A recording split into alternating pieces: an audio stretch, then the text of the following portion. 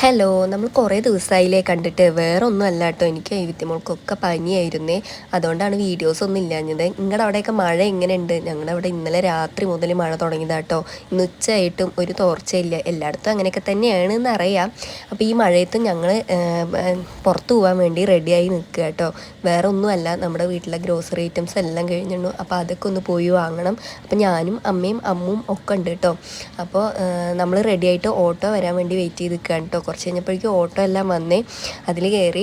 അങ്ങനെ ഐവിത്തിമോൾക്കാണെങ്കിൽ പുറത്ത് പോകണതിൻ്റെ ഭയങ്കര സന്തോഷം കേട്ടോ. പോണ വഴിക്ക് അമ്മു പാപ്പയൊക്കെ വാങ്ങിച്ചു തരാമെന്ന് പറയുന്നുണ്ട്.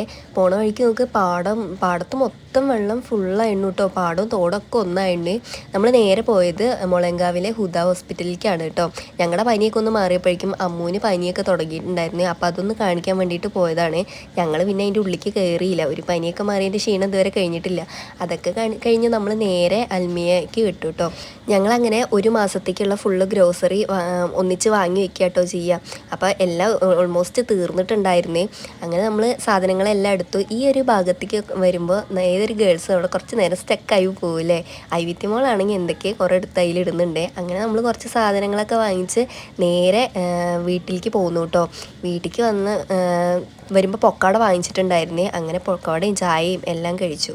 അപ്പോൾ ഇന്നേക്ക് അത്രയേ ഉള്ളൂ. ബായ്.